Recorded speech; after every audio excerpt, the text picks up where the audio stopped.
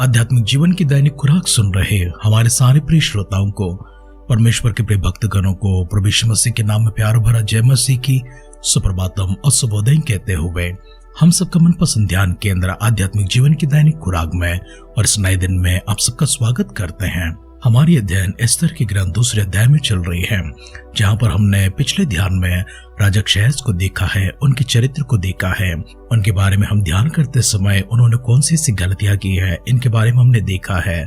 राजा अहश्वेरोश के विषय में वैसे कहने के लिए इतना कुछ तो अधिक नहीं था, सिवाय इसके कि वो 127 प्रांतों के ऊपर हाकिम थे, राजा थे, सम्राट थे, और ये सारा साम्राज्य उनका अपना होने का एकमात्र कारण, सबसे महत्वपूर्ण कारण और सबसे अधिक योगदान हमने उनके पिता राजा दारा को देखा है। दारा ऐसे सम्राट थे जिन्होंने अपने पराक्रम से, अपनी वीरता से इतने सारे प्रांतों की विजय को प्राप्त किया है। इसमें कोई संदेह नहीं है, राजा अहश्वेरोश ने कोई प्रयास ना किया हो, अपनी पराक्रम ना दिखाई हो, अपनी वीरता को न दिखाए हो, लेकिन वे पिता की विरासत को आगे बढ़ाते हुए और भी अधिक प्रांतों को अपनी संपत्ति में, अपने साम्राज्य में जोड़ते हुए एक बहुत ही शक्तिशाली और पराक्रमी राजा के रूप में वे साबित होते हैं। उनके बारे में तो हमने गौर किया है किस प्रकार से उन्होंने दाख मधु के नशे में, और इतना ही नहीं, अपनी धन, अपनी दौलत, अपनी संपत्ति, अपने साम्राज्य, अपनी ऐश्वर्य की उस नशे में अर्थात शौकीनपन में इतनी गहराई में जा चुके थे कि उन्हें बाहर निकलना बिल्कुल मुमकिन नहीं था। उनकी पत्नी की सुंदरता भी उनके लिए गर्व का एक और कारण थी। इन सभी को प्रदर्शनी में रखता हुआ शौकीन व्यक्ति को हमने देखा है, और अपने मन से कुछ न करते हुए सलाहकारों के ऊपर निर्भर होकर, सलाहकारों की ऐसी सलाह लेकर अपनी रानी को अपने से दूर करते हैं। इन सारी बातों को हमने गौर किया है। हमने इसके बाद देखा है कि रानी वस्ती की जगह पटरानी की उस पद में एस्तर पहुंच जाती है। एस्तर की सुंदरता से राजा अहश्वेरोश प्रसन्न हो जाते हैं। उनके राज्य में कितनी ही ऐसी सुंदर युवतियां आई थी, लेकिन उनमें से किसी ने राजा को प्रसन्न न किया था। राजा को प्रसन्न अगर कोई करता है तो सिर्फ एस्तर करती है। इस प्रक्रिया को पूरा करने के लिए पूरे 12 माह लग जाते हैं। 12 माह की इस प्रक्रिया में अपनी दुल्हन को अर्थात अपनी पत्नी को अर्थात अपनी रानी को चुनते हैं। उसके बाद उस खुशी में उन्होंने एक जेवनार को दिया था। उस जेवनार का नाम उन्होंने एस्तर का जेवनार रखा था। इतना ही नहीं, उन्होंने सारे प्रांतों में छुट्टी दिलवा दी थी। सारे अधिकारियों को और आम प्रजा को भी सभी को छुट्टी दी गई थी। इतना ही नहीं, उन्होंने अतिरिक्त इससे क्या किया था, अपनी खुशी के समय, अपने विवाह के संदर्भ में एक रानी को प्राप्त करने की उस खुशी में उन्होंने सभी को उपहार भी बंटवा दिया था। इस तरह उन्होंने सारे 127 प्रांतों में अपने उपहारों को भिजवाया था, खुशी को प्रकट किया था, सभी को छुट्टी दिया था। लेकिन इस तरह रानी के पद पर पहुंचने के लिए, राजभवन में पहुंचने के लिए, उन सुंदर युवतियों में से एक युवती बनने के लिए इस तरह वैसे हमने देखा है एक साधारण सी स्त्री थी। वैसे तो राजघराने से आती है, अर्थात इस्राएल का पहला राजा शाऊल के उस कुल से आती है, बेन्यामीन के कुल से आती है। बेन्यामीन के गोत्र में कीश का बेटा शाऊल होते हैं। शाऊल प्रथम राजा होते हैं। उसके बाद योनातान होता है, लेकिन योनातान राजगद्दी पर नहीं बैठे हैं।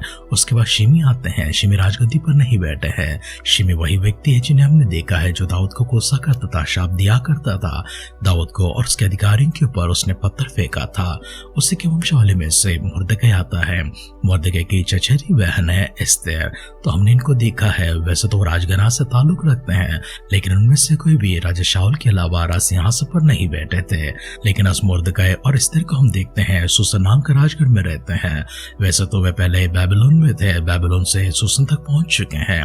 राजा नेबूकदनेस्सर अपने सिंहासन को बेबीलोन में बनाए हुए थे, लेकिन उसके बाद दारा आते हैं। दारा अपने साम्राज्य को और विस्तार करते हैं। उसके बाद हम राजा अहश्वेरोश को देखते हैं जो सुसन नाम के उस राजगढ़ में रहते हैं, अर्थात उस राजधानी में रहते हैं। वहीं पर मुर्दकै पहुंच जाते हैं और एस्तर के भी पहुंचाते हैं, क्योंकि सारे प्रांतों में ऐसी घोषणा हो गई थी कि राजा अहश्वेरोश अपने लिए पत्नी को ढूंढ रहे हैं, अर्थात पटरानी को ढूंढ रहे हैं।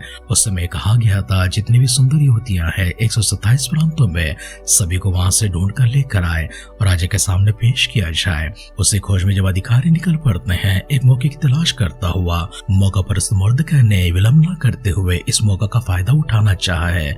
वो चाहता था कि किसी न किसी तरह से राज सिंहासन तक पहुंच जाए, क्योंकि उसकी प्रजा खतरे में है, यहूदी खतरे में है।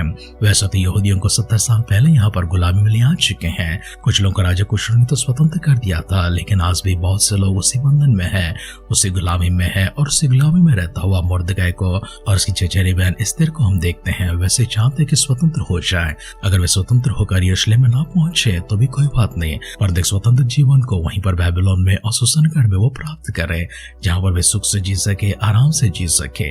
इसी प्रयास में इसी मौके की तलाश करता हुआ मुर्दके के सामने जब ऐसी एक मौका आ चुकी है कि एक सुंदर सी युवती राजभवन में पहुंच सकती है, उसी समय उन्होंने एस्तर से कहा, जैसे मैं कहता हूं तुम वैसे कहो। एस्तर ने उनको इनकार नहीं किया था, क्योंकि एस्तर तो अनाथ थी, उसके माता पिता ना थे। जो कोई भी था उसके लिए मुर्दके था। मुर्दके पिता का जगह लेकर उसका पालन पोषण किया करते थे, उसकी रखवाली किया करते थे, इसलिए एस्तर ने कभी उनको इनकार नहीं किया था। जब मुर्दके ने कहा किसी से भी अपनी पहचान को ना बताना, किस जाति से आती हो इसका पहचान किसी को ना देना, एस्तर ने उस बात को स्वीकार किया और वैसा ही किया। आखिरकार एक सुंदर युवती के रूप में एस्तर सुसनगढ़ में उस राजभवन में पहुंच जाती है। वहां राजा के सामने पहुंचने का उससे मौका मिलता है और राजा की दृष्टि में प्रसन्नता को प्राप्त करने का, राजा उसे पसंद करता हुआ उसे स्वीकार करने जैसा एक और मौका उसे मिल जाता है। मौके की तलाश करता हुआ, मौके का सही उपयोग करता हुआ मुर्दके की प्रयास व्यर्थ नहीं हुई है और ना ही एस्तर इसमें असफल होती है। एस्तर भी बड़ी चतुराई के साथ में और बड़े साहस के साथ, बड़ी वीरता के साथ और विवेक के साथ में अपनी पहचान को भी छुपाकर निडर होकर राजा के सामने पहुंच जाती है। राजा उसे अपनी रानी के रूप में स्वीकार कर लेते हैं। मौके की तलाश करता हुआ मुर्दके ने जब मौका सामने आया था उसे गवाया नहीं था। मौके की तलाश करते हुए एस्तर ने भी जो उसके सामने एक मौका मिला था उसने उसको गवाया नहीं था।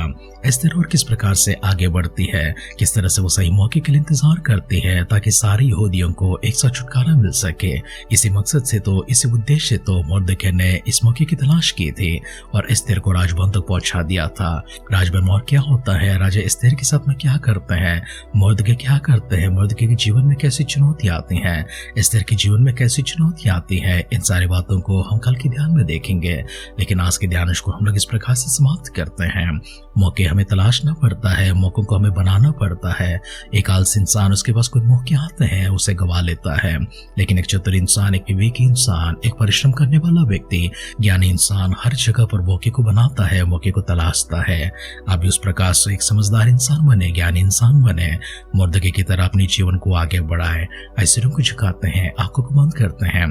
परमेश्वर इस प्रकार की अगुवाई और अभिषेक आपकी ओर ढलते हुए मुर्दके को और एस्तर को सहायता किया वही परमेश्वर, यहूदियों की सहायता किया वही परमेश्वर आपको भी और मुझे भी सहायता करे। इसलिए मिलकर छोटी सी दुआ करेंगे। सर्वशक्तिमान पिता परमेश्वर, हम आपको धन्यवाद करते हैं, स्तुति प्रशंसा करते हैं, महिमा गौरव आराधना की प्रभु जी आभार के योग्य केवल आप मात्र परमेश्वर हैं। आपने प्रभु जी हम पर किए उपकारों के लिए आपको धन्यवाद करते हैं, हमसे की प्रभु जी बातों के लिए आपको शुक्र अदा करते हैं। भलाई के मार्ग में प्रभु जी हमें चलाते रहिए, सीधा एक मार्ग प्रभु जी हमें सीधा खड़ा करते रहिए। सबसे बड़ा परमेश्वर साहस और वीरता पराक्रम हमारे भीतर लेकर आइए। पवित्रता और सच्चाई में प्रभु जी हम लोग चल सके, धार्मिकता और नीति में प्रभु जी हम लोग खड़े हो सके। मुर्दके को मदद किया प्रभु जी, एस्तर को मदद किए हैं, यहूदियों की रक्षा किए हैं।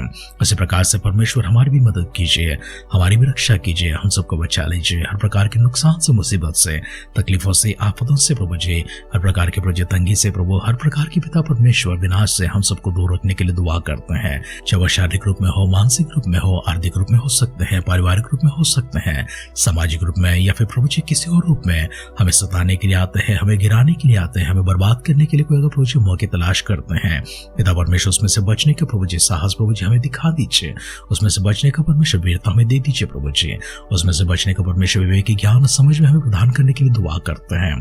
पवित्र आत्मा का अगुवाई निरंतर हमारे साथ में रखिए, आत्मा का अभिषेक में चलाते रहिए, सच्चाई में प्रभु जी पवित्रता में हम लोग स्थिर खड़े हो सके। प्रभु यीशु मसीह के बादलों की आगमन को विलंब हो गया प्रभु जी, फिर से बार कल सुबह मिलकर आपकी स्तुति करने, आराधना करने, आशीषों की, भाग्यवानों की प्रभु जी बरकत प्राप्त करता हो प्रभु जी। आपके उद्देश्यों को जानकर आपके उद्देश्यों के साथ चलता हुआ आपके भक्तों को परमेश्वर आपके दिव्य सारा में फिर से एक बार मिलने का सौभाग्य प्रदान कीजिए। अगर ऐसा तो प्रभु के राज्य में हम सबको शामिल करने के लिए दुआ करते हुए हमारे उद्धारकर्ता हमारे प्रभु यीशु मसीह के नाम से इस प्रार्थना को मांगते हैं, सुन और कबूल कर पिता। आमेन, आमेन, आमेन। आज आपके सामने विपरीत हालात होंगे, परिस्थितियां आपके खिलाफ में जाते होंगे, सब लोग भी आपके विरुद्ध में खड़े होते होंगे। हो सकता है आप अपने आप को अकेला महसूस करते हैं, सभी ने आपका साथ छोड़ दिया है, साथ तो छोड़ दिया है, लेकिन इससे बढ़कर सभी आपके विरोधी हो गए हैं। ऐसे समय में परमेश्वर आपसे प्रेम करते हैं, आपके साथ है, आपके पक्ष में है, आपकी सहायता करेंगे, आपको विजय देंगे। इसी विश्वास के साथ आप चलते रहे। आत्मिक अगुवाई और अभिषेक परमेश्वर हमेशा आपके साथ रहकर आपको आगे बढ़ाते रहेंगे। हमारी इसी दुआ और कामना के साथ आज की ध्यान की पर समाप्त करते हैं। आप सुनते रहिए, सुनाते रहिए आध्यात्मिक जीवन की दैनिक खुराक। कल फिर मिलेंगे। अपना ख्याल रखिए, अपनों का ख्याल रखिए, दूसरों का भी ख्याल रखिए। God bless you.